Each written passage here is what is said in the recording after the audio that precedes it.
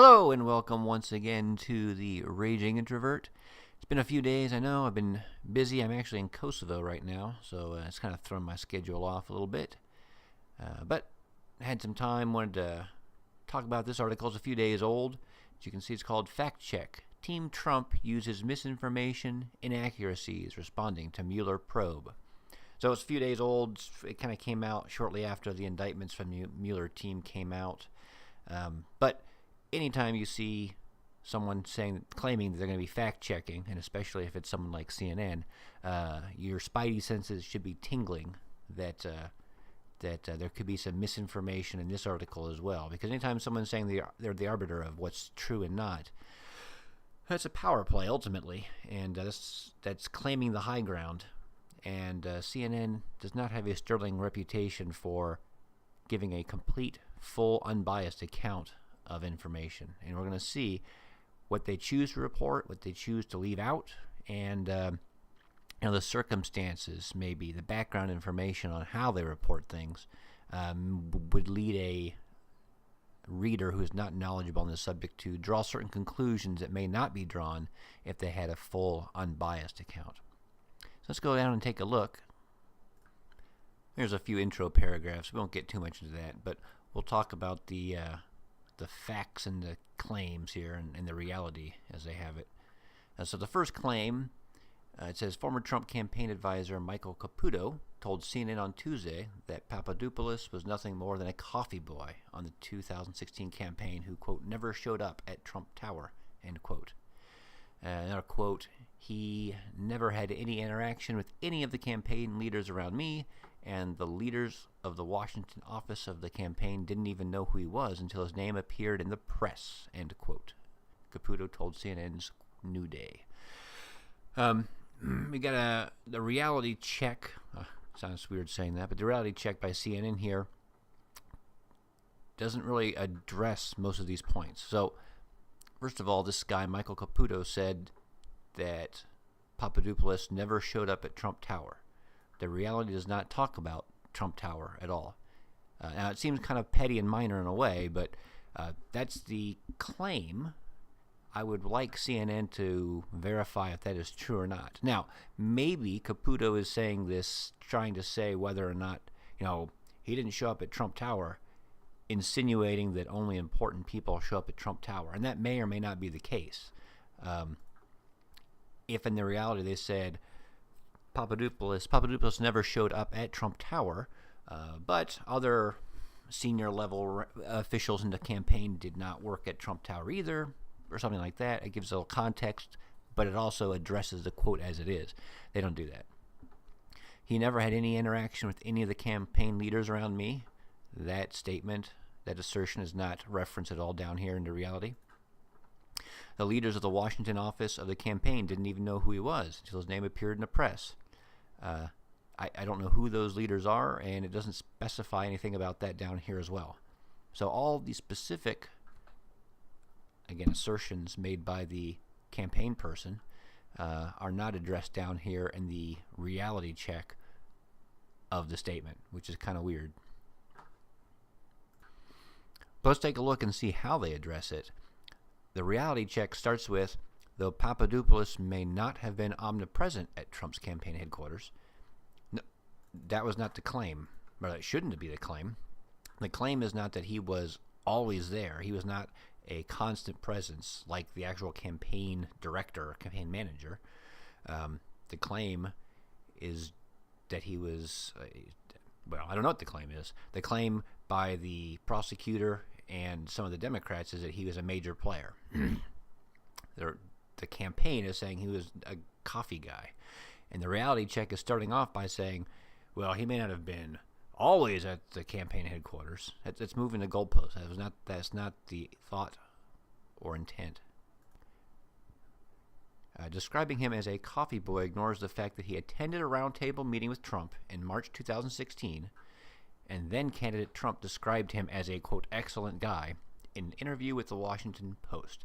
Now, it's telling that this guy who is a important player, is what they're trying to portray him as, was at one meeting, one time, in March 2016 with then candidate Trump. I don't know how long the campaign was, 18 months or so? I mean, it was a long time. And in that whole time, there's one specific event where they can tie Papadopoulos to Trump. In the same time, same place, same location. That's it. To me, that's more confirmation that, yeah, he wasn't a high-level player. He was there at one time together. If there were more events where they were together, I would assume that they would reference them. They don't. As for this part, Trump describing him as a, quote, excellent guy in an interview with the Washington Post, let's go check that out, because that sounds interesting. So here's the article. We'll scroll down here. We'll do a one minute excerpt here, kind of the key point. The guy from the Washington Post is kind of asking, hey, is there anything you want to start the interview with? We heard you might be putting together your security team. Is there any names you want to start off with, and let us know? So let's hear what they've got to say. Oh, and down here is the actual transcript, which is interesting. We'll show there's a little bit of a difference between the audio and the transcript. I don't know much about how transcripts are generated. I assume the transcript would be verbatim, word for word, what the audio is, and that's not at all the case. Or even perhaps we heard you might be announcing your foreign policy advisory team soon, if there's anything you can share on that. We are going to be doing that. In fact, very soon. I'd say during the week we'll be announcing some names. It'll always grow. Any that you can start off with this morning with us? Well, I hadn't thought in terms of doing it. If you want, I could give you some of the names. I wouldn't be delighted. I wouldn't mind. Do you have that list? I'll be a little more accurate with it. Okay, you ready? I interrupted him there because he mentions a list, and I want to play that again. So I went back, but just take a look. He says, well, I hadn't thought of doing, the transcript says, well, I hadn't thought of doing it, but if you want, I can give you some of the names. Waleed Fares, who you probably know. Okay, blah, blah, blah. The three dots here is showing that they've left something out. What they've left out is Trump asking his advisor, whoever it is, George. He says, hey, George, can you give me the list? I think what that means is Trump is not an expert on these people. Now, maybe he should. Maybe he should have been. Maybe he should know these people really well. But when he asked for the list to read off some names, what I'm guessing is he had somebody else as his security guy who he said, hey, can you get together a team of experts on this so they can be my consultants? And they got together a list of people, and they gave the list to Trump. And now Trump has been asked, who are some of the people you're looking at putting on your team? Well, let me read off some names for you.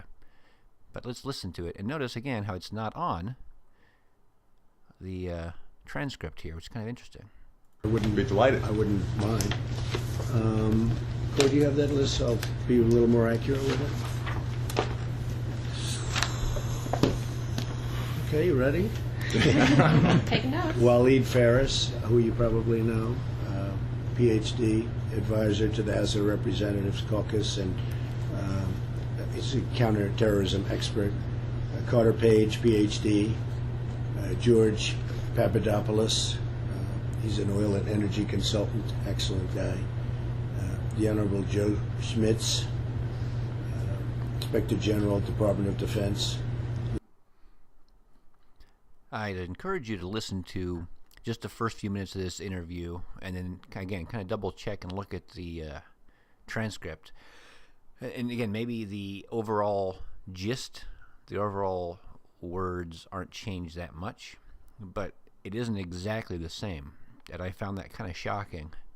So in the future, if I see transcripts just from seeing this and how different it was from the audio, I won't take it for granted that it's a verbatim exact duplication of the words that were said, and take it with a little bit more skepticism.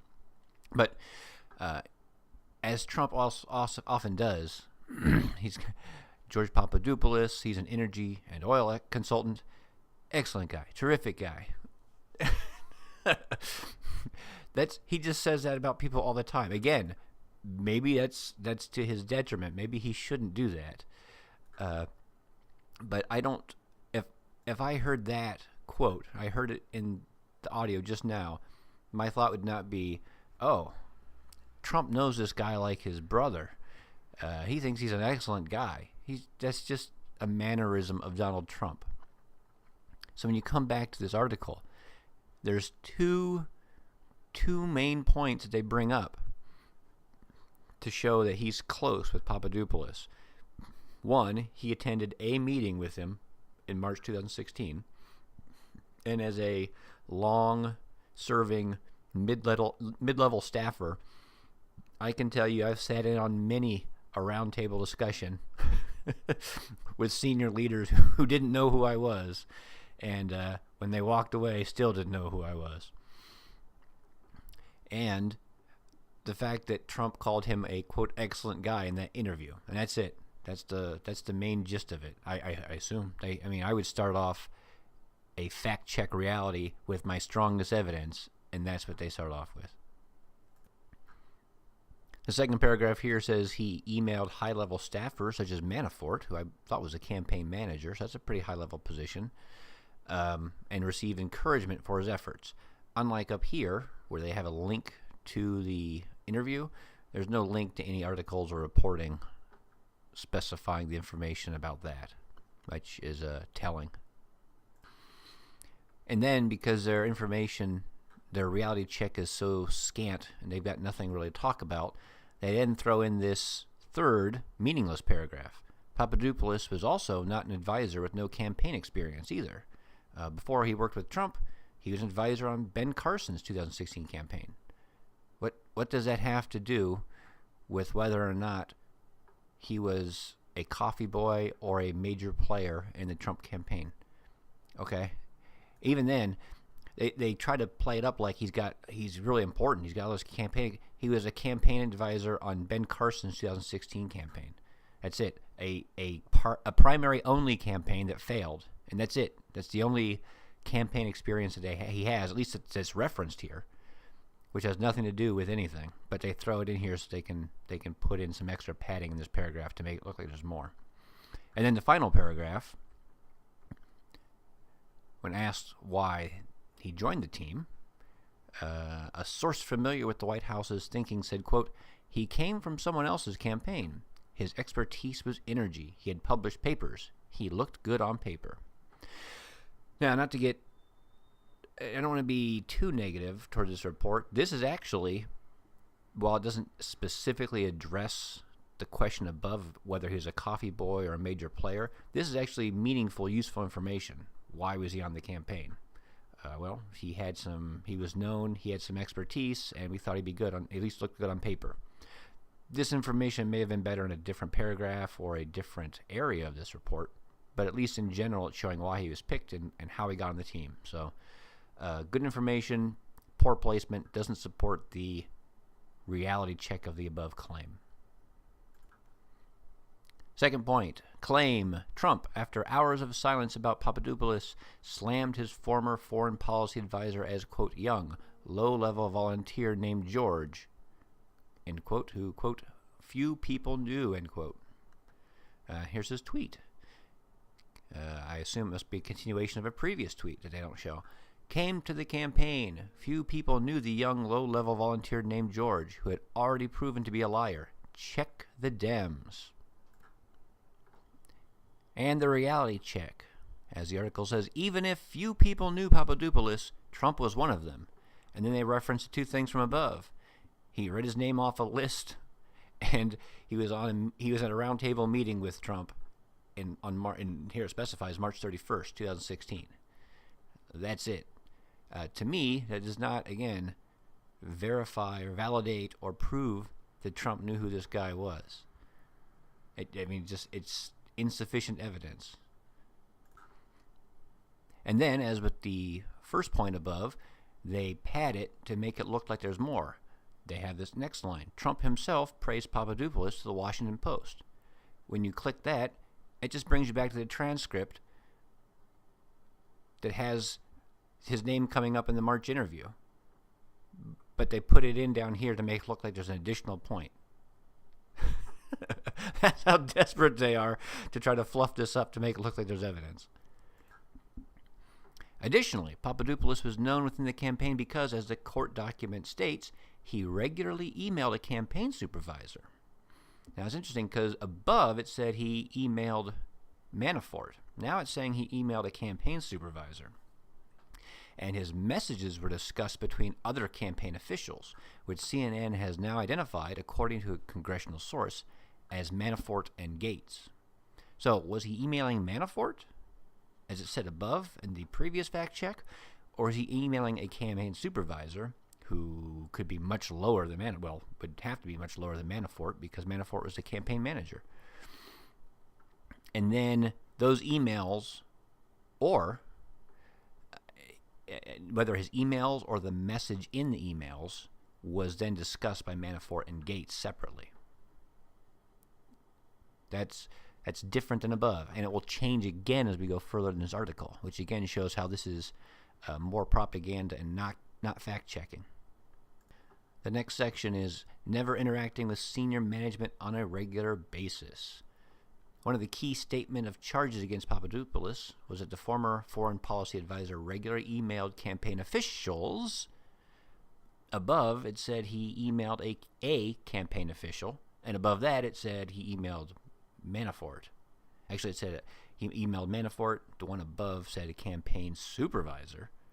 And now this one is saying that the charge that he regularly emailed campaign officials and received encouragement from the officials to take a trip to meet with the foreign-born professor mentioned above and his contacts with the Russian government. Foreign Trump campaign manager Corey Lewandowski told NBC News that Papadopoulos was, quote, never a person who was part of a team that was interacting with senior management on a regular basis. Now, again, that may be kind of a weaselly thing to say. When you have so many specific points, you're trying to narrow it down so you can exclude him. But he was never part of a team that was interacting with senior management on a regular basis. Was he part of a team? Well, he was part of that foreign advisory team, so yes. Did that foreign advisory team meet with senior management? I would imagine the head of that team, whoever it was, probably the representative for the security, probably met with senior management on a regular basis. I would imagine the team as a whole probably did not. And if there's only one meeting that they can point to on March 31st, 2016, where that group met with Trump, that would lead me to believe that that is correct. They didn't meet very often. They probably just had a representative, the leader of the team. This is a working group. They put together policy ideas, and then the representative, the head of that section, goes up and meets senior management on a regular basis. Let's see what it says in the reality check down here. Obviously, it says the Lewandowski's statement is contradicted by Mueller's statement of charges. Well, obviously.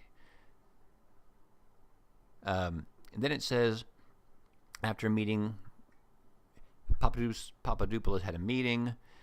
He, quote, continued to correspond with campaign officials. Okay. Well, he was part of the campaign, so obviously he was going to be talking with campaign officials. Above, they were talking about high-level management, and that high-level management was encouraging him to do things that they're at least implying were illegal, like interacting with the Russian government. Now it's just corresponding with campaign officials, not specifying a rank. This is my favorite one, though. According to the statement of charges, Papadopoulos continued to exchange emails and calls with a high, quote, high-ranking campaign, end quote, officials. Officials. Now, that may look like a typo to you, but it's important because, again, the line has been blurred above on who and how many people is Papadopoulos meeting with or interacting with at a high level. They're trying to make it look like he interacted with many high-ranking officials, many people. But above, you keep looking, it only talks about one. A supervisor, a senior leader, a person. And then they'll blur it more, like up here. Where is it? He talked directly to a campaign supervisor, but his messages were discussed between two people, Manafort and Gates. So they keep trying to make it look like more people, multiple people, especially these two in particular, But whenever pressed for a specific example, it's a person. And down here, it gets blurred again. I don't know if it was a typo or if it was a deliberate mistake or like a deliberate thing where they were trying to talk about officials. Like, well, we can't say multiple. They only had one. And maybe they didn't correct the officials, but they changed it to a. I know, it just jumps out as it fits with everything else above as being trying to fluff up and trump up the charges and make them look bigger than they are. And here it is, too. His messages were discussed privately between two other campaign officials, which CNN has identified, according to sources, as Manafort and Gates. The final section here talks about 3 people were indicted. They were tied to Trump's campaign. The media asked the Trump's people what their reaction was to the charges, and Kelly's response was, quote, all the activity, as I understand it, they were indicted for were long before they ever met Donald Trump or had any association with the campaign. But I think the reaction of the administration is let the legal justice system work. Everyone's innocent until presumed innocent, and we'll see where it goes. So the reality. Kelly is correct that Manafort and Gates charges stem from activity that predates our time with Trump campaign. Okay, so there's 3 people indicted. Those 2, he said all 3 of them, their activity that were indicted for was from before their association with the campaign. 2 of them, he was correct on. The third one, Papadopoulos, who pled guilty, was during, his indictment was for lying to the FBI. I don't see a specific timeline, but I'm assuming he lied to the FBI after his time with the campaign, but he was lying about activity that was conducted during the campaign. So that is correct. And this couple paragraphs up here is basically just saying that Papadopoulos, his activities that he was charged, that he was lying about, were done during the campaign. So that's accurate. He is not the big fish, so I can see, and they're trying to downplay it within Trump's administration. So the administration talks about Manafort and Gates and a minor person, George Papadopoulos. Got it. He probably should not have said that because Papadopoulos was not in that group. However, because that's the only one that does not fit the statement, they talk quite a bit about Papadopoulos when it's it's probably not an oversight. The administration deliberately kind of blurred him together. So that's wrong on them. But paragraph after paragraph after paragraph after paragraph is talking about, Papadopoulos, he was talking with people, and there's a reason why he was charged, and blah, blah, blah. Yeah, we got it. We already got the fact check. That one was easy.